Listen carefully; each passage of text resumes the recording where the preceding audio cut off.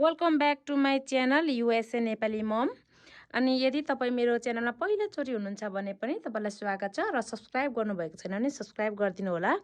अनि यस भिडियोमा चाहिँ मैले यस ब्लाउजलाई चाहिँ होइन, ब्लाउजको बाहुला कसरी बनाएको छु यो बाहुलालाई।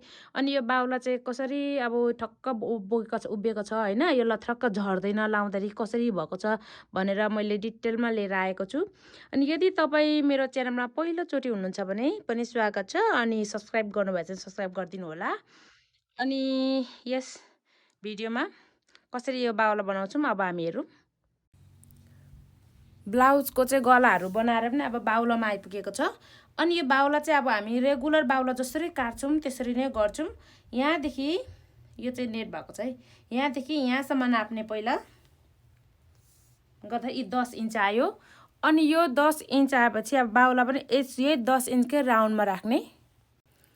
अब यो डिजाइनको बाहुला बनाउँदा चाहिँ अघि हामीले जुन यो नेट र यो भित्री युज गरेको छौँ, अहिले यसको लागि काट्दैनौँ। यो नेटबाट जुन देखिन्छ यो ठक्क नेटकै मुनि बस्ने, यही जस्तो यो जुन नेट माथि मुनि बस्छ यो चाहिँ अहिले हामी काट्दैनौँ। अझै यो दुईवटा भन्दा पनि भित्र पस्ने 3 खाप हुन्छ यो बाहुलामा है, त्यो भएर त्यो अझै भित्र पस्ने काट्छौँ। अनि बाहुला चाहिएको छ हामीलाई कति 7.5 इन्चको, तर म 7 इन्च मात्रै काट्छु। किन भन्दाखेरि भरे यहाँ तल पेटी पनि आउँछ 7 इन्च भनेपछि यहाँदेखि यहाँसम्म 7 इन्च। अनि लगभग रेगुलर बाहुला जस्तै अब यहाँ 2 यहाँ अढाई आउँछ। तपाईँलाई अनुमान गर्न लागि गरेको मैले यो यस्तो गरेर यसरी काट्छु। यहाँदेखि यहाँसम्मको चाहिँ लगभग 3 इन्च जस्तो मुनि छ। अनि अब यसरी काटेर चाहिँ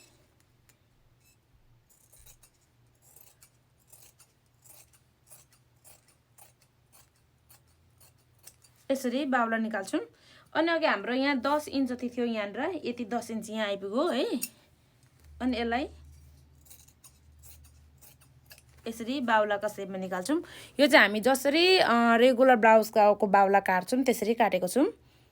अनि अब यसमा अलिकति कुर्की काट्ने, यो टुप्पा भनेर। अनि बाहुला हामी काट्दाखेरि जहिले पनि हामीले यहाँ अगाडिपट्टिकोलाई अलिकति गहिरो बनाएर काट्छौँ।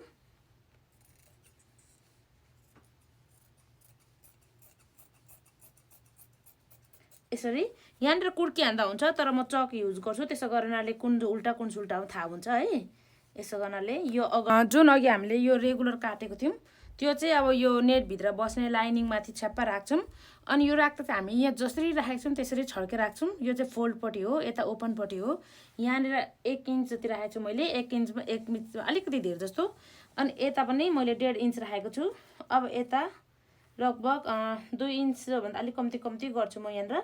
यसो गरेर राउन्ड गर्दै ल्याएर यसरी यहाँनिर ल्याएर छुवाउँछु। अनि यहाँ छुवाएर सट्ट यहाँ यसकै सेपमा काट्छु। तर यहाँ म काट्दिनँ, यहाँ जस्तो छ त्यस्तै राख्छु। यो टुप्पा यहाँ यसरी मिलेको हुनुपर्छ।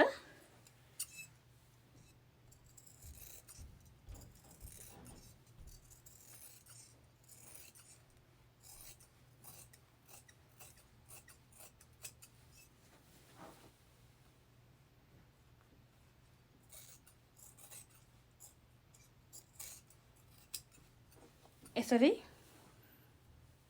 अब हामी यसलाई चाहिँ यो भन्दा बाहिरी बस्ने नेटको कपडालाई यसमा मिलाउँछौँ।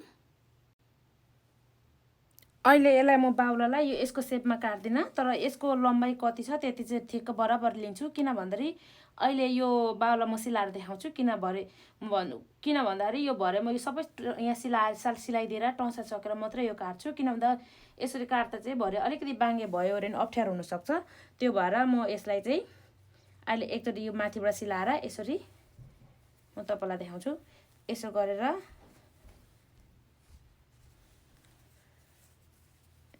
यसरी माथिबाट छापेर यसरी माथिबाट सिलाइदिएर मात्रै यो काट्छु म।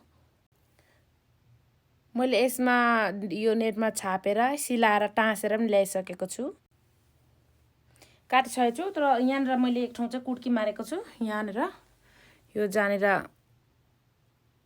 यो देख्छ यसमा यो एकदम बिचमा चाहिँ कुर्की मारेको छु। किनभने कहाँदेखि हामी मुजा बनाउने कहाँ के गर्ने भनेर यसको चिन्नु हो। अब यो कुर्की चाहिँ हामी यसमा म्याच गर्छौँ। यसमा अघि हामीले यहाँ कुर्की काटेको छौँ अघि भित्रबाट लाउनुको लागि है। यसमा मुजा बनाएर लाउँछौँ। मैले यो नेटको अर्को दुवैमा मैले तल र माथि दुवैमा कुर्की काटेको छु। यहाँ पनि अनि यो भित्रबाट लाउने लाइनीको पनि दुईतिरमै कुर्की काटेको छु। तल माथि पाखुरामा पनि माथि कुमको सिधा पनि। त्यसो गर्नाले हामी मुजा बनाउन एकदम ट्र्याकमा आउँछ। देख्नुहुन्छ है। हामीले छाप्ता चाहिँ जुन अघि हामीले चकले यहाँनिर कोरेको थियौँ अगाडिको भनेर यसलाई चाहिँ यसरी नै माथि नै पारेर छाप्नुपर्छ।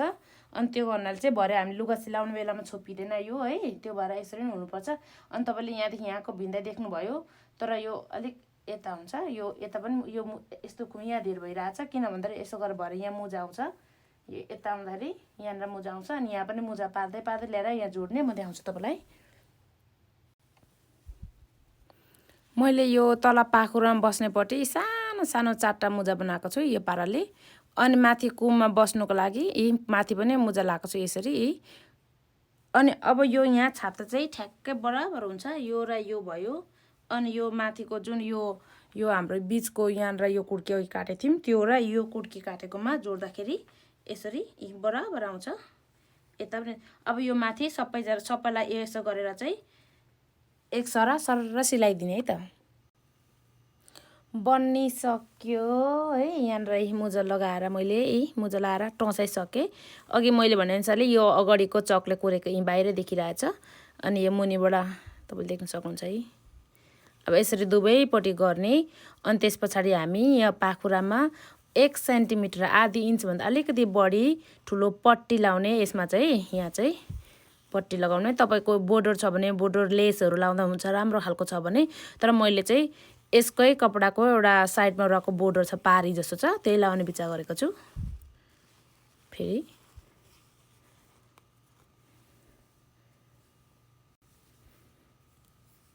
मैले यो पारीलाई लिएको छु डबल बनाएर है। यो 12 इन्च 12.5 इन्चको बाउला चाहिएकोमा यो मैले 14-15 इन्चको जतिको लिएको छु। यो यसलाई चाहिँ पट्टी यसो गरेर सिलाएर अनि यो यस्तो गर्दा चाहिँ यो माथिको चाहिँ मुजा बाहिर उँभो फर्किने बनाउने विचार गरेको छु यसरी। अनि त्यसको लागि हामी अब के गर्ने भन्दाखेरि यो बाउलाको तल्लो यो पाखुरामा बस्नेर लिने हैन। अनि त्यस पछाडि यो भित्रबाट सिलाउने यसरी पाखुरापट्टि लियो अनि यो यसरी भित्रबाट सिलायो। अनि भरे सिलाइ हानिसकेर फेरि लास्टमा यसो गरेर यसरी पल्टाउने। तर पल्टाउनु भन्दा अगाडि यो जुन भित्रीको छेउ चाहिँ हामीले मार्नुपर्छ है। अनि यो देखिनु हुँदैन यसो गरेर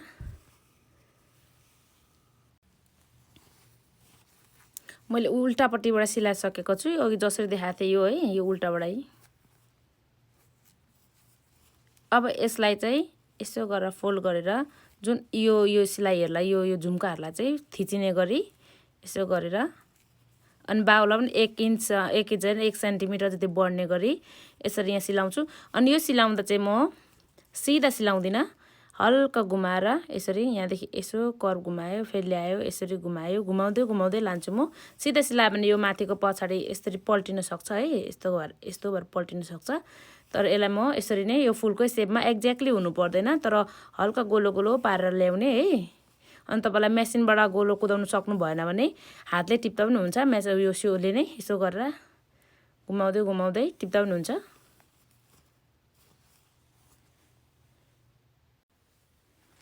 मैले यो सिलाइसकेको छु। तपाईँले देख्न सक्नुहुन्छ है। एक चाप्पा यहाँ हानेको छु एउटा यहाँ हानेको छु अनि यसरी सिलाएको छु। उल्टापट्टिबाट क्लियरली देखिन्छ। यो पर्फेक्टली छैन। यहाँ हेर्नुहोस् यहाँ चुच्चो भएको छ अर्को ठाउँमा कस्तो छ होइन। तर पनि यताबाट चिनिँदैन। मैले बाउला जोडिसकेको छु। यी देख्न सक्नुहुन्छ है। यहाँनिर यी बिचमा चाहिँ यसरी जोडेको छु। अनि तल चाहिँ यहाँनिर है जोडिसकेको छु यहाँ बाउला। अब यो चाहिँ मैले भित्र एउटा फाल्टो यो कपडा किन लाएँ भन्दाखेरि यो कपडा चाहिँ यसले यो रेगुलर आफ्नो स्ट्यान्डर्ड बाहुलाको साइजमा रहन्छ अनि यो माथिको चाहिँ पप भएपछि यो एकदम राम्रो स्ट्यान्ड होइन मजाले ठक्क उभिन्छ भनौँ न त्यहाँनिर मजाले रहन्छ तर यदि हामीले यो भित्रको लगाएनौँ भने अनि यो मात्रै लगायो भने चाहिँ यो बाहुला झर्ने यस्तो भएर लथरक्क भएर झर्ने हुन्छ यो जुन सेपमा ठक्क यसरी बसेको सेपमा बस्दैन होइन अब यो ब्लाउजको चाहिँ अब जिउ मिलाउनु छ आफ्नो चाहिएको साइजमा ठक्क जिउ मिलायो अनि जिउ मिलाएदेखि पछाडि चाहिँ अनि अब त्यस पछाडि रेडी हुन्छ बाहुला बनिसकेको छ है ब्लाउजको बाहुला बनिसक्यो तपाईँले राम्रोसँग देख्न सक्नुहुन्छ है बाहुला अनि यदि तपाईँलाई यो भिडियो मन पर्यो भने प्लिज लाइक शेयर कमेन्ट गरिदिनु होला फेरि पनि सब्स्क्राइब गर्नुभएको छ भने सब्स्क्राइब गर्नु होला किनभने मैले यसरी नै लुगा सिलाउनेहरू देखाइरहेको हुन्छु है राम्रोसँग अब यस्तो आइडियाहरू सेयर गरिरहेको हुन्छु ओके आउने भिडियोमा फेरि भेटौँला थ्याङ्क यू बाई